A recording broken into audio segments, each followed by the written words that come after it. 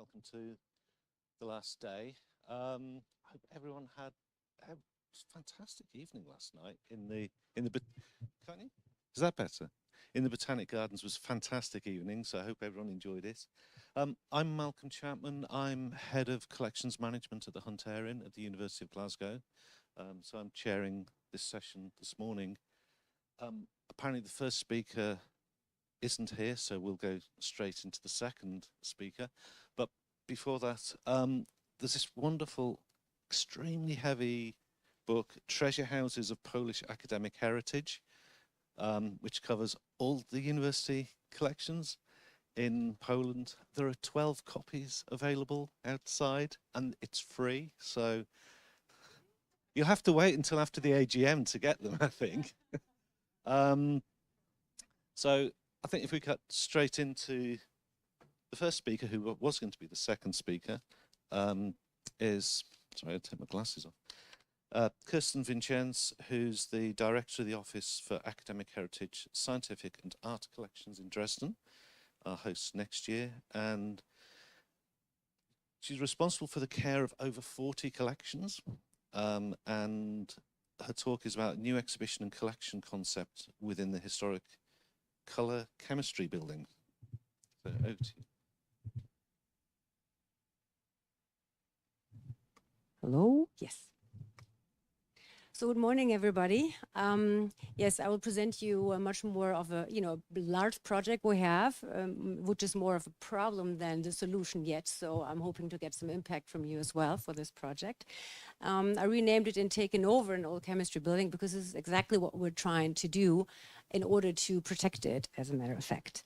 So this is the Königbau, which is one of the chemistry building built in 1926 on our core campus. You can see this is a photograph on the left side of the building as it was, and then on the right side you can see the construction. So there are three buildings, the Müllerbau and Königbau sort of at the top, and then the Fritz Försterbau, which is a large construction in the front, which has been renovated the last 15 years, I think. And the renovation caused a lot of problems because these chemistry buildings are contaminated, and so the renovation, they thought they needed to gut the whole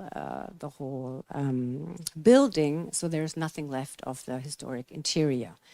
The Müller and Königbau are still there, and they're still with their historic interior, and we're trying to protect this building, at least for the Königbau.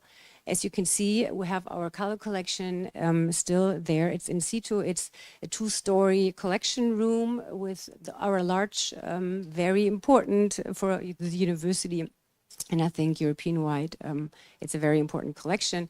As you can see, it's still all there. And it's not only the collection, the room of the collection, but it's also the color chemistry lecture hall and everything surrounded, which is still there. And this is something we really try to protect. Of course, there are many problems. The general situation is we have a contamination of the building structure with quicksilver and other stuff. The operation license of the building has run out, so there's a vacancy, maybe many years of vacancy that will damage the building. It can no longer be used as a chemistry building, and we need another purpose for it. The university buildings belong to the state of Saxony, which means the Ministry of Finance is in charge, not the university itself, which causes, of course, many problems. And the ministry plans to tear it down because it's a lot cheaper than to actually renovate it and protect it. So this is the general situation right now. At the same time, the university is really interested in creating more places for exchange, for interdisciplinary work. And it is part of the excellence strategy, TU Dresden 2028, Synergy and Beyond, to create those spaces and to be sort of more open for communication and exchange with society. So this kind of is the problem we're having. To try to solve it, we tried all different kinds of things. So the goal obviously is to protect the historic ensemble. We commissioned a study for reuse of the building, which it turned out it is possible to, because it's not so large, it is possible to restore it and still keep the historic interior. we consolidated and our confirmed requirements, which is also something for space, which is something very important at the university, that you have a confirmed space. So we can basically use this building for everything we have, our offices, our workspaces, the restoration and everything. We will merge as a concept 2 collections of color to make it as a color hub in this building, because it's surrounding this color collection. And we offer new space for the 2 chemistry collections that are still, that have been in storage and cannot be used right now. We will create new exhibition spaces for permanent and special exhibitions, including an object laboratory for those interdisciplinary formats that the university is really interested in for other institutions, for the broader community. And it is already a lighthouse project for the 200th anniversary of the university in 2028. Of course, it's impossible to realize it until then, because it's just a really big issue, since the ministry is not too happy with this idea. One of the first steps to protect this is to get the Society of German Chemists to award this building the historic site of chemistry, which will be taking place in October 2023. So those are things we planned so far and we're trying so far, but it is a really important collection you will see when you're in Dresden, and hopefully the international community can also support us in protection of this building. And if you have any more advice for us how to do this, we would be happy to listen to you. Thank you.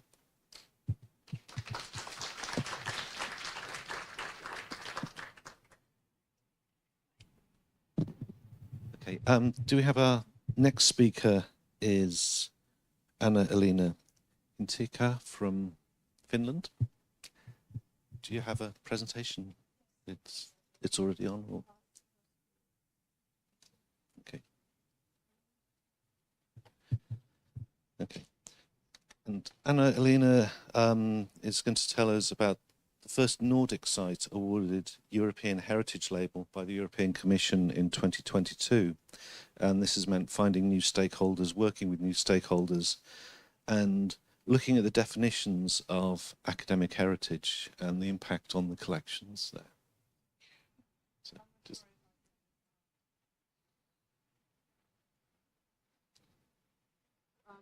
if you hit that one, the button at the top. Yeah. Can I actually use this? Do you think it's on? Should be.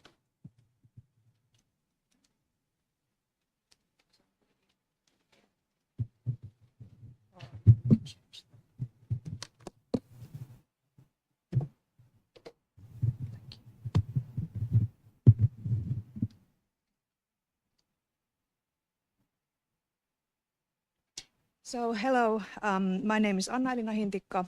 I'm from the Museum of the University of Jyväskylä in central Finland. And in this presentation, I'm going to share some insights into the European Heritage Label, which we received, and as a Finnish and Nordic first site to have that. The designation for Seminaarimäki has meant a shift both in the network of stakeholders and in the narratives surrounding our academic heritage. So the roots of the University of Jyväskylä trace back to Finland's first public school teachers seminar established in 1879. Its purpose was to educate Finnish-speaking teachers for the country's new elementary school system, promoting education for all children. The seminar welcomed male and female students, and over time it has evolved into a college of education in 1934 and a multidisciplinary university in 1966. But teacher training still remains at its core. About the European Heritage Label then. Oh, actually, to go back. The Seminaarimäki campus features buildings dating back to the 1880s, designed by Konstantin Kiselev, and later additions by, for example, Alvar Aalto. These multi-layered buildings reflect changes in aesthetics and pedagogical thinking, and the campus has been protected by the Finnish Heritage Agency as it's seen as a nationally significant heritage site. And our museum collections at the University Museum go back to the founding of the Teachers' Seminar and encompass cultural history and natural science. The EHL is a cultural heritage policy tool initiated by the European Commission in 2013. And the EHL sites across the European Union tell a distinctly European story compared to, for example, the universal nature of UNESCO. EHL sites are chosen based on their European significance, highlighting pan-European or cross-border subjects, the history of European integration, or key European values such as democracy, free speech, equality. The EU's cultural heritage policy in general aims to promote shared pan-European heritage and strengthen the sense of belonging to Europe and the EU, especially among the young. Tourism and promoting regional growth are also among its goals. So Seminaarimäki was granted the EHL symbol due to its representation of the Finnish and European education system as the foundation of an equal and democratic society. So defining the meaning and utilization of cultural heritage often involves navigating conflicting interests. In this case, the Seminaarimäki campus property is owned by a company called University Properties of Finland Limited, while the University of Jyväskylä serves as the tenant. And balancing their responsibilities for property maintenance and building protection. And both entities also have a financial interest, of course, in land and building usage. Also, the city of Jyväskylä is interested in cultural heritage tourism attraction, of course, but also about zoning and land use. And the EHL system itself does not provide, for example, funding for site operations. So the museum and other stakeholders aim to get brand value, increased recognition, and enhanced credibility for other funding applications. Okay. So the EHL strongly focuses on the intangible and symbolic meanings of cultural heritage and emphasizes community building. It expands narratives beyond nation building to foster a sense of European belonging. Seminaarimäki's academic heritage does indeed showcase pan-European connections. As the first seminar director, Uno Sygneus drew inspiration from European pedagogy trends and educational theorists. But however, for future critical reassessment of cultural heritage and maybe more inclusive future, we might want to move beyond transnational narratives towards transcultural ones to include migrant, post-migrant communities, for example. Additionally, assessing gender equality beyond a mechanical calculation of, say, males and females present at the teacher seminary would be a step towards a deeper inclusivity in gender issues. Thank you. Dziękuję.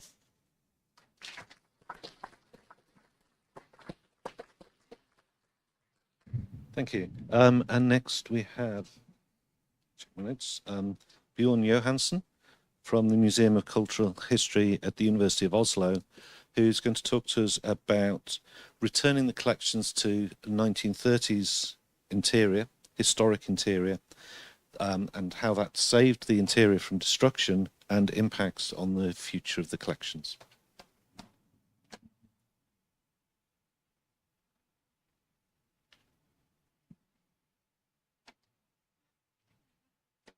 That was not the point quite yet. Sorry.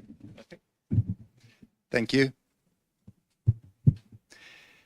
In the 1990s, the filmmaker Quentin Tarantino, time for that, released From Dusk Till Dawn, a movie containing two separate storylines and genres, never really to be united or joined.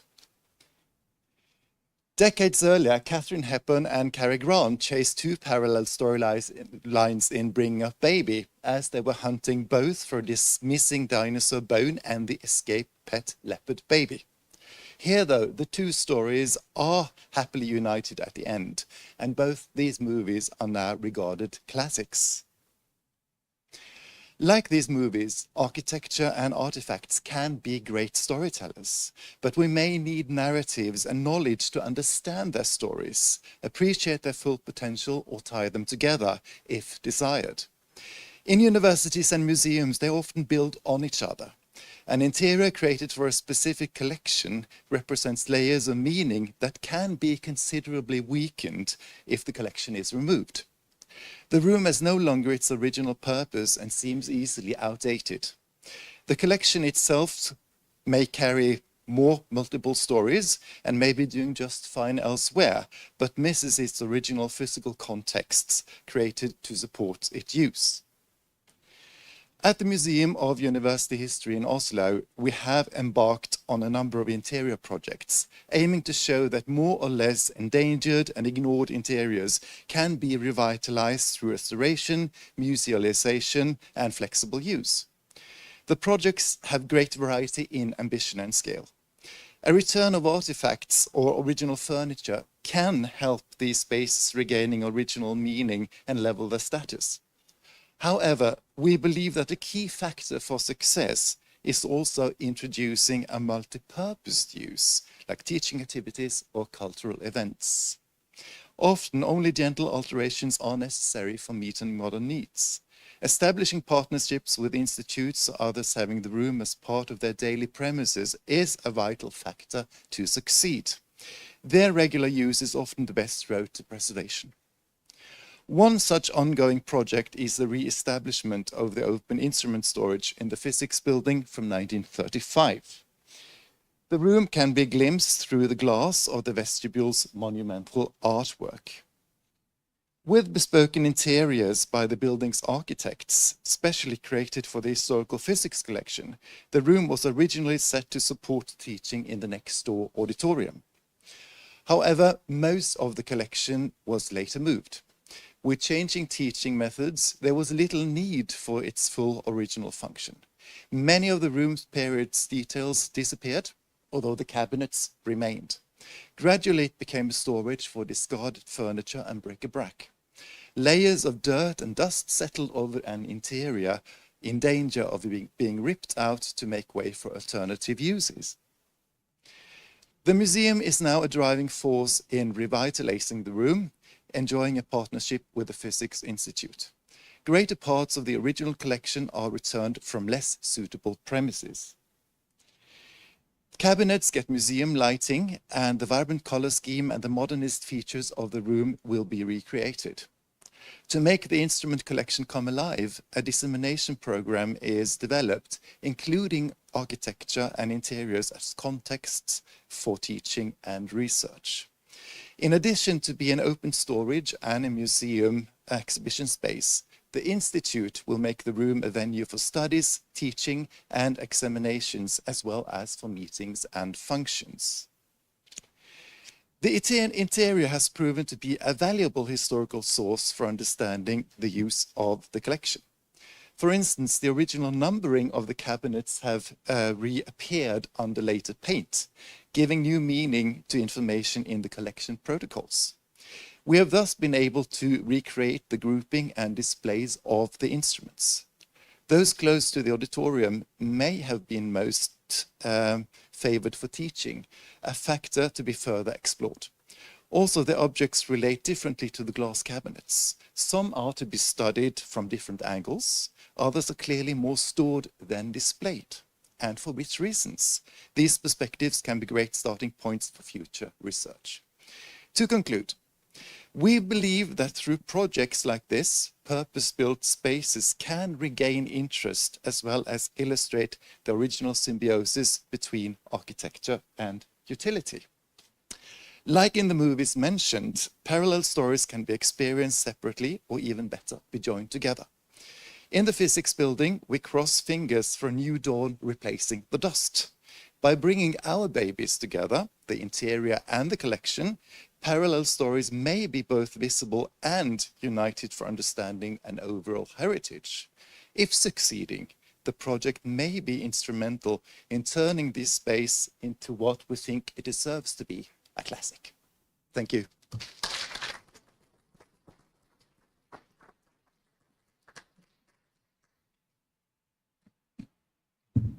Thank you. And our final speaker this morning is Dr. Mirzaev from Termez State University in Uzbekistan, which is a country with an ancient past, but a new country with an ancient past and many museums. And the university opened its museum in 2019. So it's very much in its early stages of development and adopting good practices and experimenting with the way forward. So, in the room? No? So we have 2 no-shows. That's okay. So actually brings us back onto time. So if the speakers could come back down to the front, we can ask some questions.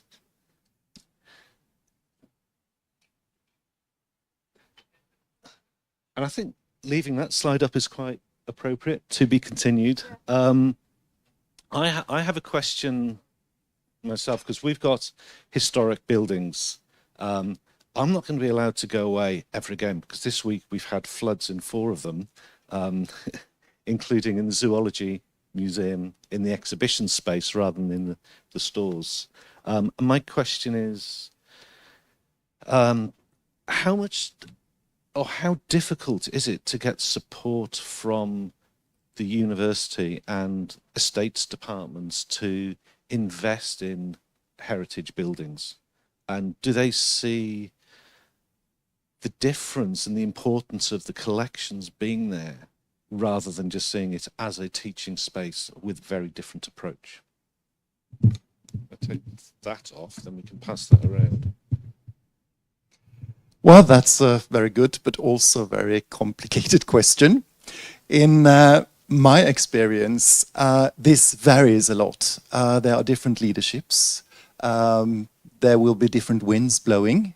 We think in Oslo that things have definitely gotten better, but like with you in Finland, there might be different interests.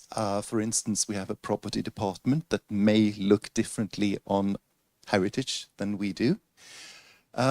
Some battles, I might say, we won. Some we've definitely lost. But I think anyway, it's very, very important to be a nuisance and to speak up. And that might even create some difficulties, but I think it's worth it. What about you? To be honest, yeah, I think there is a constant stretch between the university's economic interests in making the most of the property and maybe cultural, like added value that is not so much like, it's not a number under the line yet, so it's potential, but it's harder to, you know. Yeah, I would agree with Björn. This is a really difficult situation, and it's of course different in all of our universities. As I described or try to describe really shortly, that we're having the situation that the university is not in charge themselves. I mean, we have a building department that is constantly sort of fighting with the state building department that is under the financial ministry, which of course has money in mind and not like protection of all buildings. I think the main important thing is that we're actually having people like us actually fighting the fight, because if you do not have this, it's really a problem. Otherwise, there is no chance to really do this. And even then, as you could see on those chemistry buildings, the first take on how to sort of renovate it was basically to tear it all out. And we really, I'm working very hard to stop this for at least the building where our color collection is in, but it will be a long fight. And, you know, we're going really for years now. The first time I proposed this was in 2013. So, and it's going on for even longer. It's just a long process. And you have to really also try to align with, you know, the architectures, the monuments, people who are in charge of, you know, the monuments. You really have to team up with a lot of people outside the university, making it very clear, and that's why also an international conference is good to have, so that international people can come in and say, look, this is really amazing. You need to keep this. You need to sort of take care of this. And so we have to team up with this. Otherwise, it's a big fight because it's against money, basically, because it costs a lot more to, you know, restore them than to tear them down.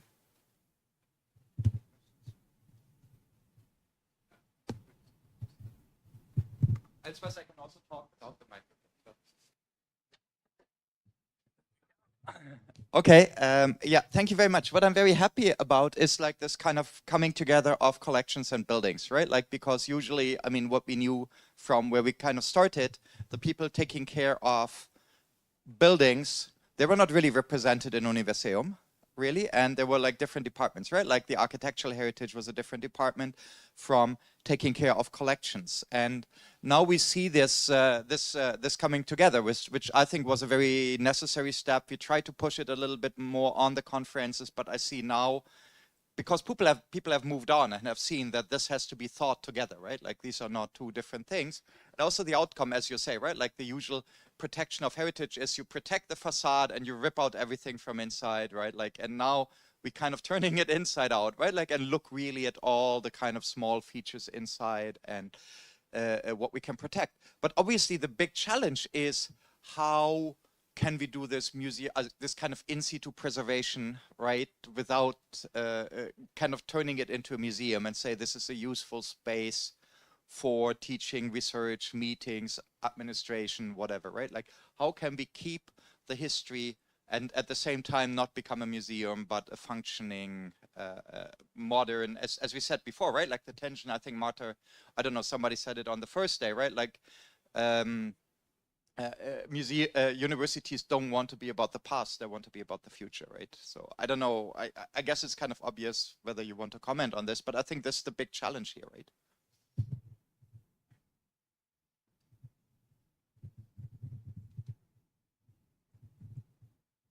Who wants to take this one first?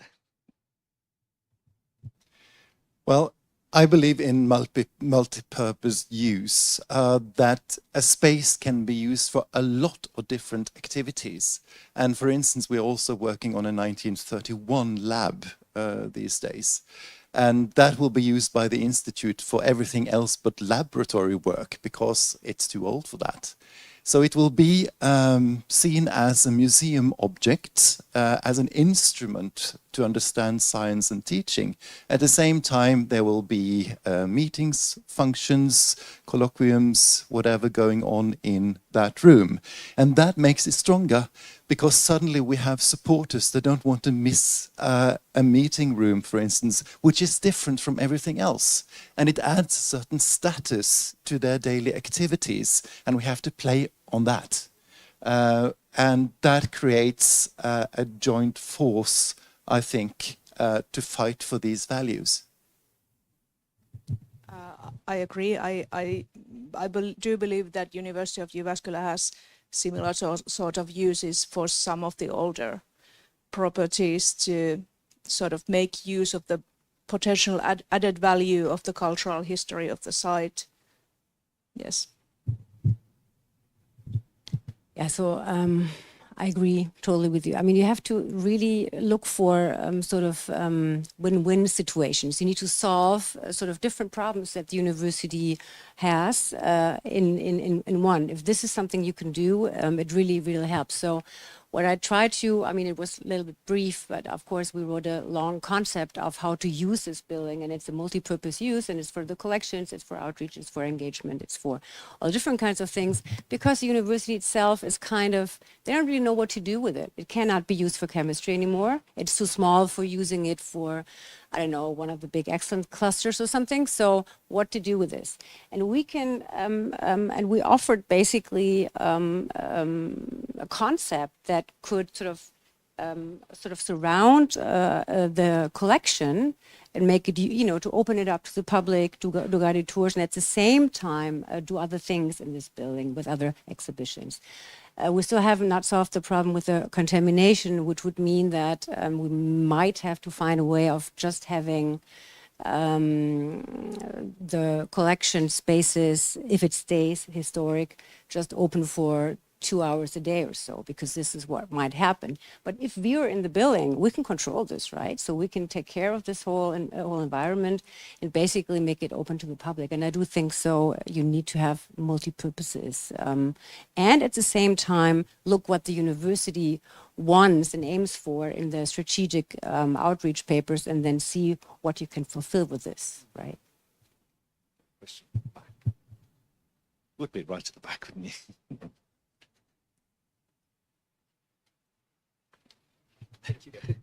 It was very pleasing to listen to your examples. I was just wondering, how many and successful cases are there of lost heritage in your universities? Because it's also important to know of the lost cases.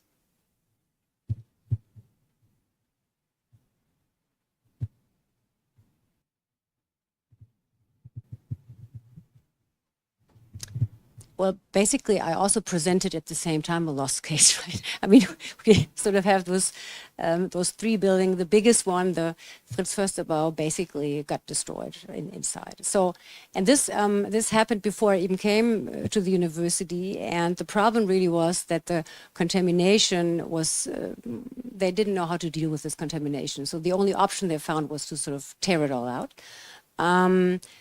I think this is a lost case now. It's really not so interesting from the inside anymore, and we're really trying to find arguments for not having this happen again. And it's it's big fights. We, as you said, some you lose, some you win. The point is there need to be people that actually get to know about the problems and be able to talk to people and say, look, you can't be doing this like that. We need to find other solutions. Otherwise, they just do it as a building people think it's worthwhile doing. So. There are some lost cases, but I really hope we're not losing this one. So, my example could be the botanic garden of the university, because we are also a botanic garden, and the Seminaarimäki campus actually had Finland's first school garden back in the 1800s. So, and we also have an expert working on the cultural historical gardens, and we have done some work on writing down the history of the gardens, but sadly the part about the teacher seminaries garden is lost, and we don't know how it was built, and the maps and the design of the garden is lost. So I think it has to do with institutional changes and where the archives have gone when the educational institutions that worked there changed from one to another. So it's maybe a problem of consistency, and that it wasn't considered like a cultural, historically important archive. Well, I'm afraid to say that there has been quite a few. And it's still going on, of course. Right before coming here, we emptied or helped emptying 2 original 1960s laboratories, which were to be transformed into learning centers. And it was a battle we choose not to take, because we have learned that we need to choose our battles. But at least it was possible to go there, to document the room, to make a selection of objects and furniture and whatever we wanted to put into the museum collections or wanted to save for reuse. And luckily, we have been blessed enough to have storages for that, which is quite new. But I think this concept of having physical heritage disappearing, it happens every day. We're not aware of it because it's a big university. We need people to tell us. But I think the greatest battle we had some years ago was the Geological Museum of the university, which was a museum designed and opening in 1915. It was completely preserved, very much like your dye lab. Everything was basically there. The exhibitions should be renewed. they saved much more actually of the exhibition interior than we feared. So I think protesting actually helped a bit on that. But everything behind the scenes is gone, basically. And to us, that is a great, great loss for university heritage, perhaps one of the worst ones ever. So I feel very strongly for your lab and also for your problems, because we felt them and we feel them every day. Do we have any more questions? Yes.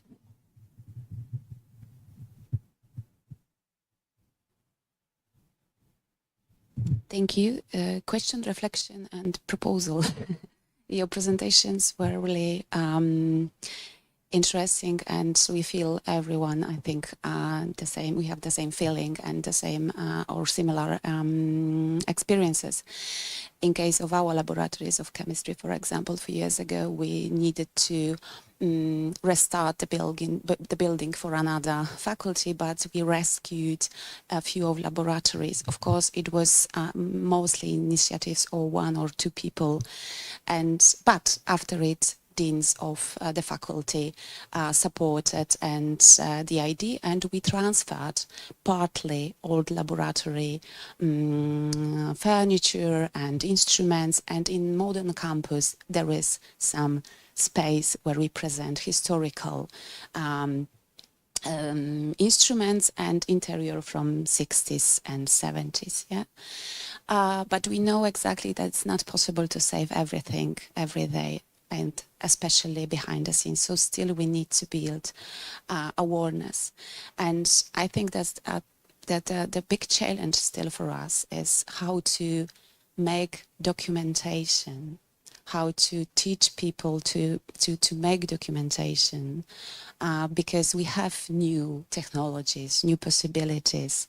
We're scared of them sometimes, but maybe we should discuss how to really fast document our reality, because science is so fast and dynamic. So today is almost the past, yeah. And in so big institutions, there are still different priorities. There are still different crises, and sometimes we are one of priorities, sometimes not. I have my experience that I have historical building, and we rescue everything every time, but I need to make it in steps still.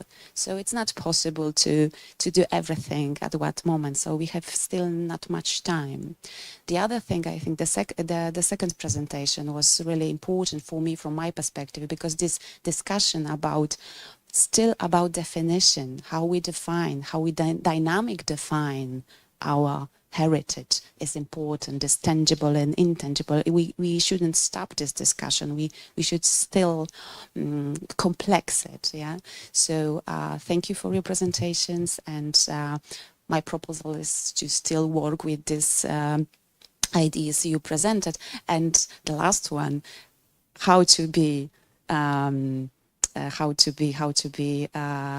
classic, yeah, and how to be still modern and attractive. So we should be sometimes out of the box. We shouldn't be only in one frame. Yeah. So this flexibility is important for us. So thank you. It was really a great time and pleasure to hear you and see your presentations. Thanks a lot. Okay, thank you. I think we're now out of time for this session, so can I have a round of applause for the speakers. And